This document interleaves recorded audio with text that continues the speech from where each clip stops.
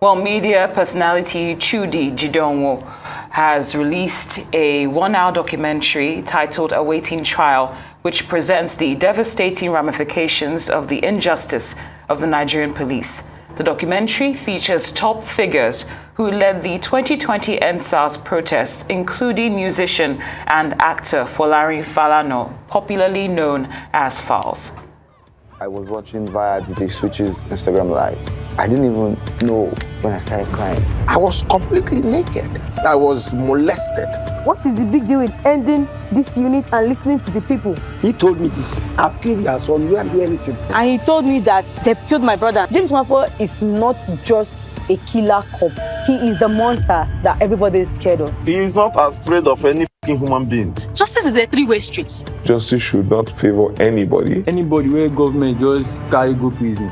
Now don't bring that now. If you know how they used to set sardine, it's how they used to set us. You're not doing rehabilitation. You're just bringing them there to be groomed by hardened criminals.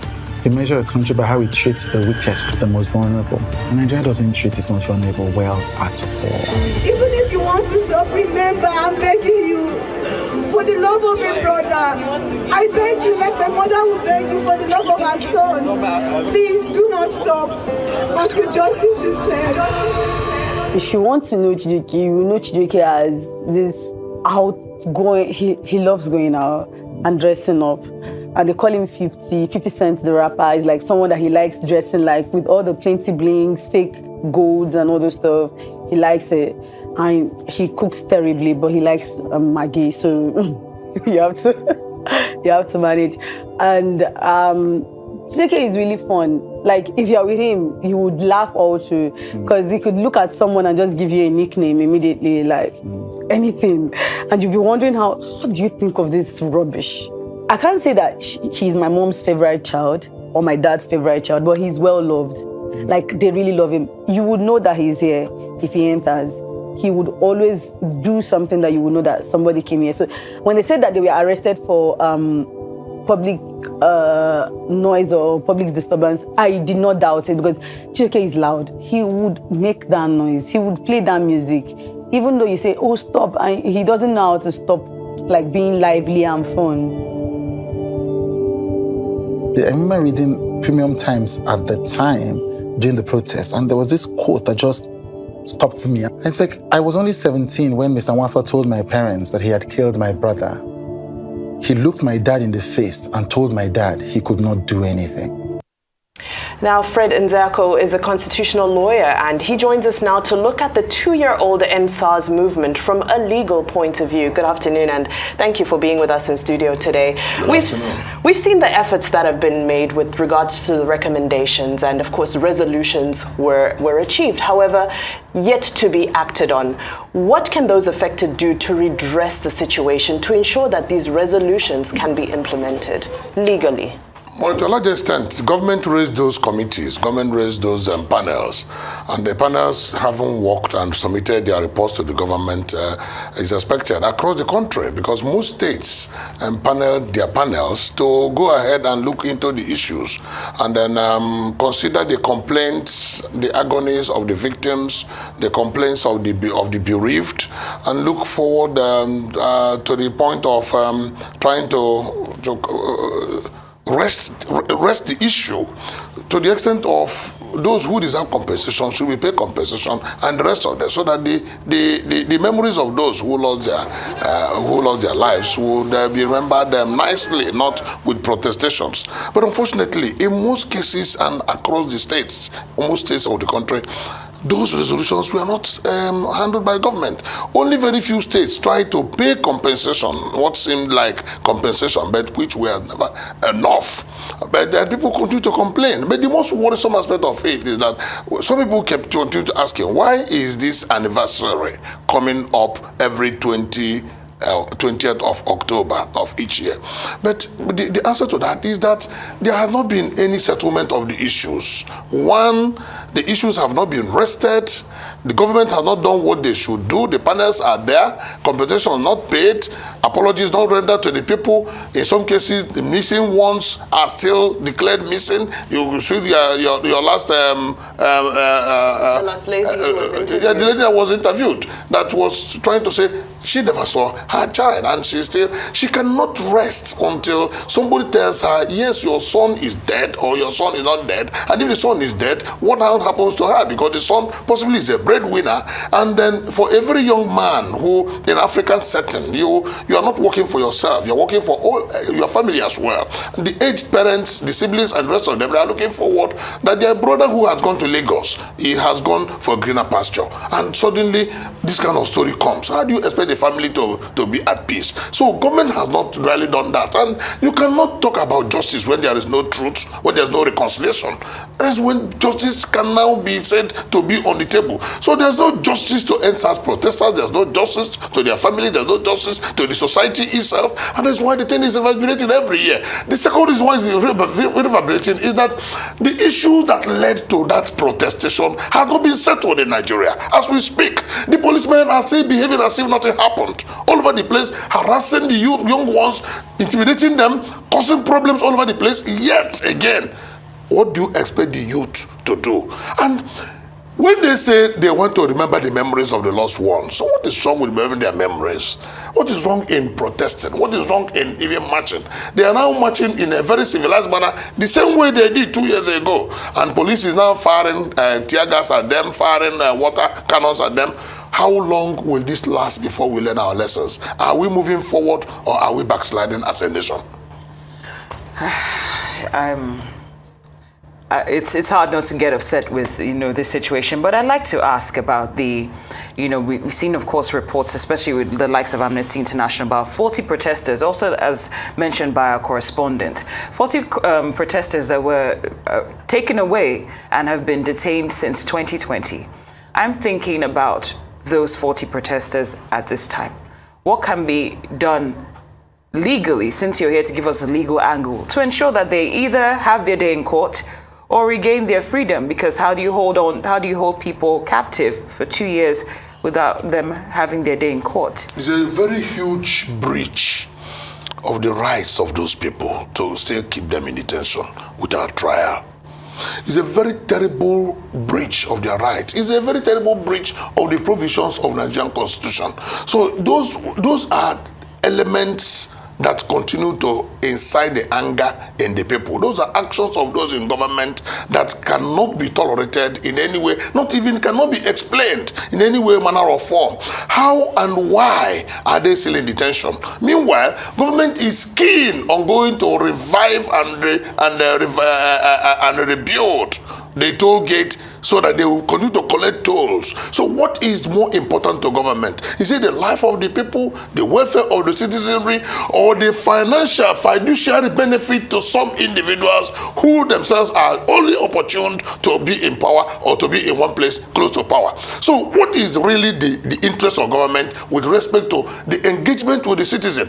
Why would such 40 people still be in detention? Despite Amnesty International findings and despite the findings of our local media and the rest of them, the options available to them, some of them may not even have the money to engage the government in issues of litigation in courts to free themselves. But I think it is a wake-up call to Nigerian Bar Association and to all civil society organizations to come to the aid of those people. And I think that they would have done so if they had only known. Because another annoying, terrible part of this situation is that government is living in denial. Government does not tell the people the truth. If the people had known, civil society groups, Nigerian Bar Association, some lawyers themselves who are activists, if they had known that innocent Nigerians are languishing in jail on account of that civil protest of 2020, they would have swung into action to bring them out. At least bring them before the law. If they committed any offense, let us know what offense they committed. That they protested peacefully in a country that is said to be a democratic country, and then you now clamp them in detention for 2 good years. It is a terrible realization. And I think that even the fact that Office of the Attorney General of Lagos State Office of the Attorney General of each state of the Federation, and Office of the Attorney General of Nigeria must, as a matter of urgency, look into such accusation. If it is an accusation, if it is a realistic fact that it's on ground, they must immediately, without delay, release those people and begin to think about compensation to the victims. What is government after all? What is government? Government is a collection of all of us. Very few are given opportunity to go and represent the rest. So when you now send somebody to go and represent you, he now turns a terrorist, a social government terrorist, then turns a political terrorist, now begins to detain you here and there, now begin to make your life miserable. That is not the whole essence of governance. Otherwise, everybody now becomes government author himself, and then there will be a breakdown of civil society, a breakdown of law and order, and a breakdown of government itself. So government should not cause the society to be disobedient. And the only way you will make the society not to be disobedient is to do what is right as a government, because the people have sent you there. More so when it is a civilian administration. I think it is extremely worrisome and very annoying. Now, on that point, while we're speaking about the role of government, yesterday President Muhammadu Buhari signed off on the Nigerian Startups Bill. Now, at this event, the Minister of Communications and Digital Economy said, and I quote, "At a personal level as a minister, I've written many letters to EFCC, Police IG, and Minister of Police. They have been addressing the challenge. This is the challenge of harassment of young men carrying laptops, young people carrying laptops and being labeled as fraudsters." So he said, if they address it because of our intervention, after a month or two, the issue will re-emerge. But if the president happens to be the chair of the council, he cannot lobby the way I lobby. He can only direct and so forth. So he's saying that this council has now been created under the Nigerian Startups Bill to decriminalize, if I may call it that, the carrying of laptops and electronic gadgets by youth, which is leading for them to be harassed. Now, my concern here is drawn to this statement by the Minister of Communications and Digital Economy, saying that he has written to EFCC, Police IG, Minister of Police. And when he writes to them, things, the occasions of harassment reduce for a short while, and then he says they re-emerge. Is this an issue of lobbying certain people within offices that should be taking place? Please help us understand from a legal point of view, is this still a matter that should be at lobbying stage and writing letters to one another within government, or should somebody be acting decisively? It is purely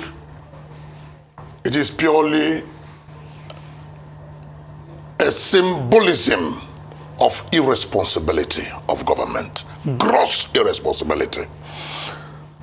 It does not lie in the purview of the minister to be lobbying for the people, Minister of Communication and Digital Economy, to tell government officials on the security arm, the police, the EFCC, the SSS, and the rest of them that carrying laptop does not mean fraud. Otherwise, why are we in a digital age? Does it mean, why are we using telephone? Why don't we use gong to communicate? Why don't we go to town square to knock the gong and summon the people when we shy away from the fruit of technology?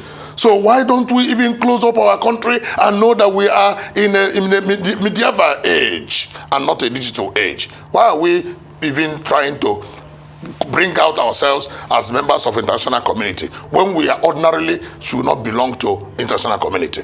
So it is a very terrible, irresponsible act on the part of government. Now, when you say government, what branch, what arm, what unit of government is in place such a responsibility?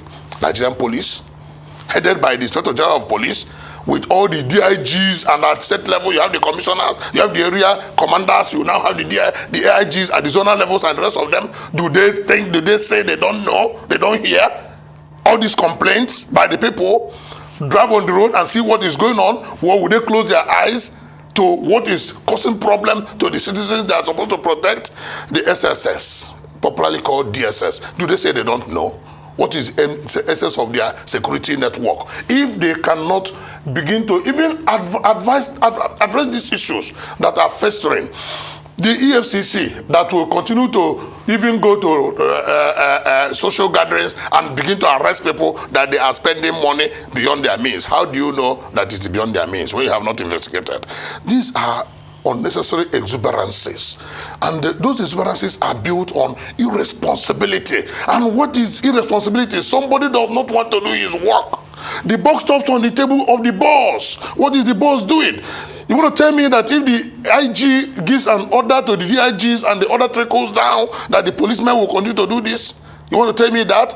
The thing is that they say that because of the corrupt system that we have, unfortunately, that the money they make, even on the road, harassing those boys, cascade up to the bosses upstairs, making the bosses to have blind eyes to the infractions of the provisions of the Constitution. But they must be told that it is that same Constitution that gives them authority to carry arms. It's the Constitution that gives the young man authority, fundamentally, to use the gadgets of the modern technology to fend for himself and to communicate and to reach out to the rest of the world. It does not mean that every computer or every phone is an instrument of fraud. Those who commit fraud, yes, we don't say that they don't exist, but it is the duty of the agencies to fish them out and sieve them out from the society and then bring them before the law, and not this jungle justice that they give young ones. I see them here and there, and whenever I challenge them, one threatened me to shoot me one day. I was traveling along, I was going to Ibadan, and then I saw it. And then I said, how do you just begin to embarrass young man because you see him with dreadlocks and with an iPhone? When has iPhone become instrument of oppression? I said, look at my own, it's an iPhone. If I search you as a policeman, you will be an iPhone in your pocket. So why is his own instrument of fraud, but your own is not that of fraud, your own is instrument of communication? So we must begin to let them know that you don't just profile young people and tell them, and generally call all of them fraudsters. These are the future of this country. The youth is the future of every nation. Any nation that kills its youth means that that nation is decimating itself, and that is exactly what Nigeria is doing. And that is a very unfortunate thing that we will not allow to continue. And those who are in authority must be told the home truth, and they must wake up and know that the whole world is leaving us behind. Very well said. Now, of course, we know that, when it comes to those panels that were set up to investigate police impunity, they never delivered. And when it also comes to what the Vice President, Yemi Osinbajo, did in terms of directing states to compensate those who were victims, that was also obeyed to an extent by, Lagos, the Federal Capital Territory, but many were still, we're not paying attention to that or never delivered on that as well. I'm thinking, if you think from a legal standpoint, it might be time for us to get an independent, third-party panel set up that might not be compromised like these appear to be, and how we could go about that if it's an option. Well, I do not think that the panels empowered by state governments to do this work have been compromised. What I think is that governments at various state levels lack the will. The same lack of will that has made Nigeria to be what it is today is what is still rearing its ugly head in this case, where fundamental rights of citizens are breached, and government will say, we want to restore your rights, we want to restore your dignity, we want to ensure that this thing does not continue. And the same government will close its eyes when the infractions continue. So it simply tells you that a lot of things need to be done surgically to make those in authority be accountable to the people. Yes, it is very easy to say, remove them at election. But we know that it does not stop there, because the people you are going to bring, if you remove Mr. A, you put Miss B, they are still bringing them from the society. It is the society that must begin to take care of the youth. It's a society that must begin to frown at infractions. It's a society that must begin to ensure that things are done the right way. It's a society that must ensure that there's justice, fairness, and equity for all. And that is the only way there will be difference between us and the animal kingdom. Sometimes when I look at Nigeria and I watch this normal TV channel where animals are chasing one another in the bush, I do not see any difference between what is going on in Nigeria and what is going on in the forest, where the lion will be chasing the cheetah and the cheetah will be chasing the antelope, just like that. And that's what is going on in Nigeria. Go to the road and see the mess that people are going through. On the note of that parable that you've shared with us in such an eloquent way, Fred Nzeako, we thank you so much for the insights you've shared today, and we do hope that the relevant authorities are paying attention and listening.